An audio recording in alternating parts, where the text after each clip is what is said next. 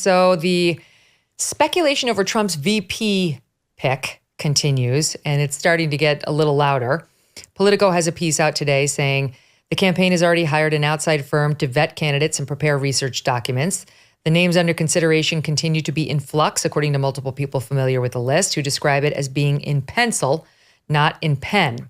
He's going to draw this out apprentice style. That sounds like Trump. Senator Tommy Tuberville, Republican from Alabama, says, all I can tell you is if you're hearing any names, it ain't going to be them. It's all propaganda. But for what it's worth, Politico says, said to be on the list, number one, well, not in any particular order, but it listed in this order in Politico, Tim Scott, Kristi Noem, Byron Donalds, Elise Stefanik, Tulsi Gabbard, J.D. Vance, Katie Britt, Marco Rubio, Sarah Huckabee Sanders, and Doug Burgum.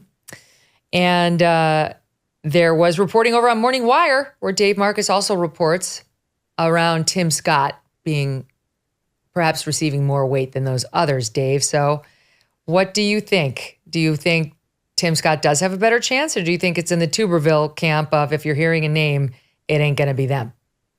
I stand with Morning Wire. No, I do. I don't know if that was. I don't know who that was. If it was Cabot, I didn't catch it. I think it was. But was it Megan Basham? I can't remember. Megan. Yeah. Well, look, Megan's very often right. Yeah. Look, I think Tim Scott makes lots of sense for very obvious reasons that people have talked about quite a bit. Personally, I think Rubio is a guy who to me makes the most sense. I think that, what's the line in Rocky, that they fill gaps with each other. I feel like Rubio fills some of those gaps in a way that's somewhat similar to Pence, although Rubio's a little more sort of foreign policy. That's where I think Rubio helps him. But listen, I think it could be any of those people. I think it probably doesn't matter much in terms of how the election plays out. I think it matters an awful lot in terms of the future of the Republican Party, though. And I think that either a Tim Scott or a Marco Rubio might be a little scary to the hardcore MAGA people who want to keep Trump's circle very small, who want to keep everybody else out. I think either of those choices would sort of open Trump world in a way that they wouldn't be completely comfortable with, if that makes sense. Mm-hmm. Okay, but now the problem with Rubio is if this is a tight election, it can't be Rubio because they're both from Florida. It's this thing with the 12th Amendment of the U.S. Constitution, which says that electors cannot vote for both the president and vice president from their own state. Taken at face value, quoting here from a Miami Herald piece explaining it, that would prevent Florida's 30 presidential electors from voting for a hypothetical Trump-Rubio ticket. And there's no way in which Trump can lose the electoral votes of Florida. I mean, it would take quite the landslide. That's not a risk he's likely to take. And neither man is likely to leave Florida before November. So as their home state. So anyway, that's the problem for Rubio. If they're talking about him though, they've got to have some way of, Trump moves back to New York. I don't know. Maybe not with Letitia James is the. Where he's being sued in criminal and civil court at every turn. I don't know if he wants to go back there, but is Rubio that important to Trump? I don't know. Go ahead, Stu. Yeah, he's got buildings all over the country. He could theoretically move. I mean, Cheney did this back with Bush back in the day because he wound up going to Wyoming to make this happen. It can be done. I'm with you, though. I'm not really convinced that. I don't know. It doesn't seem like it would be an interesting move. I mean, I think the base at this point seems very anti, as I was mentioning before, like the Ukraine war and funding Ukraine, where Rubio's pretty aggressive on that front. They would disagree, I think, on foreign policy a decent amount. It's interesting too. I think I was thinking about this from Trump's perspective. I think to him, the vice president is basically meaningless, right? Like it's him. He's the president of the United States. He's Donald Trump. He's making these decisions. I think he thinks of someone that might be able to help him on the fringes. But if you think about after going through what he went through in 2020, to me, I think the most important thing to him would be someone that in a moment like that would not find some sort of constitutional conscience that would prevent him from taking the steps that he believes are right. Now, forget what you think about 2020 and all the stuff that went on. I tend to think that Mike Pence did very much the right thing back then, but I don't, Donald Trump doesn't. I would think that anyone he believes is going to stand up to him in a moment like that is off the table immediately. And I don't know, I would argue probably Rubio would fall into that people have brought up Kristi Noem, which I think is an interesting person because Kristi is someone who's backed Trump from the beginning, backed most of the stuff he said publicly, right out of central casting, which is what Donald Trump says all the time, and also is someone who is, while she is smart and an interesting figure, is not particularly like electric as a speaker, not someone who's like a Vivek Ramaswamy, who might be someone who's going to take a lot of attention away from Trump. I think Trump wants someone who's not mentioned on this list. Kristi Noem, Right. as you point out, central casting, she is very popular, governor of South Dakota. She's also very attractive, and Trump does care. He does. He basically sees people as, what number are you on the 1 through 10 scale? And I mean, I'm not going to say who, but I know somebody who went to the White House for a visit, and this person was there with their wife, and Trump said to the husband, "Your wife's A," and gave her a number. Gave the guy's wife Trump's number. Okay, so he cares. He cares about attractiveness, which the audience can make up their own minds whether that rules in or out the list I just read. Keep going, Stu. I interrupted you. No, I think that is part of the equation. Look, Trump, of course, recognizes, as you mentioned with his apprentice sort of rollout of this, he recognizes the drama of these moments. He recognizes these are television moments at some point. And I think he wants someone who's competent that, God forbid, if something happened to him, they would be able to do the job. Mike Pence certainly fell into that. But I think his calculation here has to be somebody he thinks it would line up with him in one of those moments. There's a lot of, like Ted Cruz has been mentioned. Cruz is an interesting guy. I think he'd be a very good defender of Donald Trump. He's obviously very, very smart, does a lot of things well. I don't know that he's particularly as well liked as nationally as I prefer his policies to be. But I think at the end of the day, Ted Cruz loves the Constitution. He can recite it from memory. I don't think that's the type of person he wants there. I think he wants someone who's going to see his way on these in these big moments. Kristi Noem, I think, falls into that category, and she kind of checks all the boxes. So that would be an interesting one. The other one too, we always talk about vilifying the sort of identity politics thing, and Donald Trump famously, says he doesn't care about this.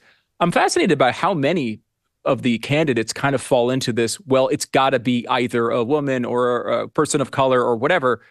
One of the people that I think makes a lot of sense for him is J.D. Vance. Vance is kind of an intellectual when it comes to this sort of Trumpian view. He's a vigorous defender of his policies. And he's famous. He's good on television. He's going to like that. He's famous. Trump likes famous people. He knows media. He knows how to do television. He'd be good in a debate. There's a lot there. An amazing story. Amazing. Mm-hmm. I mean, go back and read his book, Hillbilly Elegy. Is it Elegy? Yeah. I always screw that word up. Elegy, yeah. And I read that book cover to cover. And I've said to the audience before, my favorite interview I've ever done was of J.D. Vance in depth at NBC. We met his whole family. We had a heartfelt interview with, of course, J.D., but also his sister, Lindsay, who he absolutely adores and who adores him. Their bond, go ahead, just Google it. Go YouTube, Megyn Kelly, J.D. Vance, NBC. And it will be well worth your time. You will fall in love with this guy. He's a special person. Go ahead, Dave. Yeah, I think I'm going to push back on Stu a little bit. I think that Vance is too isolationist, too anti-Ukraine funding, too much of a bunker America type for Trump. Who, it was because I was going to ask you, Stu, like when you said that Rubio is more pro-Ukraine, and so you said they would disagree about that. I was curious if you meant by they Trump and Rubio or those strong MAGA types, because I absolutely agree that the strong MAGA types are going to disagree. Donald Trump has by no stretch of the imagination come out against Ukraine at all. It's true. I mean, not even a little bit. Which is fascinating.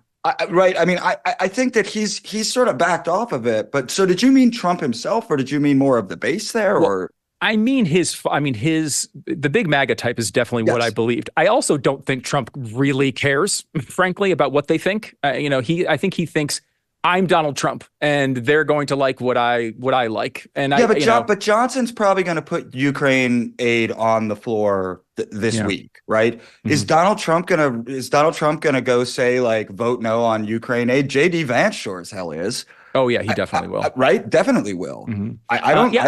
I don't know that Donald Trump's going to do that. He hasn't so far. I mean, so far Trump's answer to Ukraine is get me in a room with them. I'll figure it out. Right. Yeah. He's not David Sachs running around saying Ukraine can't win. Take what you can right now. Give up. I mean, that has not been the Trumpian approach to Ukraine. It's been fascinating. We deal with people all the time that are calling. A lot of them are, on the radio show, and a lot of them are big Trump supporters. Many of them do not agree at all with Ukraine funding, and it's the biggest issue for them. And it's like when you remind them that what Donald Trump's position on this has been is if they don't come up with a deal immediately, I will give more weapons to Ukraine than has ever been seen. That has actually been his stated position on this. But, this is the same thing I would say with the vaccines, where a lot of people are really skeptical of the vaccines. They think it's the worst thing in the world. They think I get people who, call in and they're saying that this is like one of the worst things that's ever happened to humanity. But I'm voting for Donald Trump, the guy who started Operation Warp Speed. He seems to be able to have this magic trick with people. They don't care, frankly, what these positions are. They believe in him. They believe he's the right guy for this time. So that's one of the big reasons why I just don't think his opinion or the way he's thinking about vice president is something where he's like rolling this into, it's a crucial choice. It's going to make the difference. I think he believes he's the guy that's going to make the difference. This is a secondary concern for him. He doesn't want someone who's going to get in the way. Yep, that makes sense. I think Doug Burgum's an interesting name to see on there. Of course, it's like another evil white man, according to our earlier soundbite, but he's a brilliant guy. He's a billionaire like Trump. And the economy remains one of the top issues for all voters on all sides. So Trump could make a good argument about him. If he wants to go identity politics, he's got plenty of choices here. I don't know. I think Katie Britt was an option before State of the Union response. I think she has selected herself off of the list, as an old boss of mine used to say. I heard she's auditioning for Streetcar Named Desire in a local community theater, and so it's not available. She'd be good at that. No, she might be. I think she might be able to do that. Stu, you were a big Doug Burgum guy, right? I remember Stu on the radio. Burgum always saying, like, if only you never talk about Burgum, right? Is that what you said? You never talk. Largely a joke. I think he actually has a really good record as governor in some ways. Like, certainly economically. I don't see him, though. Like, you're right, Megyn. He matches up. Trump respects other people who have made a lot of money, and there's some reason. Like, I could see him as your Secretary of Interior or something. He's got cabinet secretary written all over him. Yes, he does. Number one, he's not exactly an electric speaker. Number two, the eyebrows. I just don't think he would. I don't think it's possible for Donald Trump to name someone with those eyebrows as vice president. I want to tell you about Gen 90, the latest breakthrough in skincare from our friends over at Genucel. Those bags under your eyes from lack of sleep, being overworked, stress, and even those seasonal allergies that come with spring weather, Gen 90 can help. It also helps around the eyes, the forehead, crow's feet, laugh lines, even the chin, and it starts working in seconds. Gen 90 technology is luxurious. It's silky smooth. Now you can get Genucel's classic under-eye bags and puffiness serum with every Gen 90 order, and also get their luxurious Genucel XV Collagen Builder Moisturizer with vitamin C and hyaluronic acid in a pure natural base for stunning results day after day. Go to Genucel.com right now for incredible packages, over 50% off during Genucel's spring sale. Results are guaranteed or your money back, plus get an extra 10% off automatically applied at checkout. Genucel.com/MK60, check it out. Order right now and get a free limited edition spa box and bonus gifts and free shipping. That's Genucel.com/MK60, GENUCEL.com/MK60. Hey, thanks so much for watching. If you like what you just saw, hit the subscribe button for more clips and full episodes.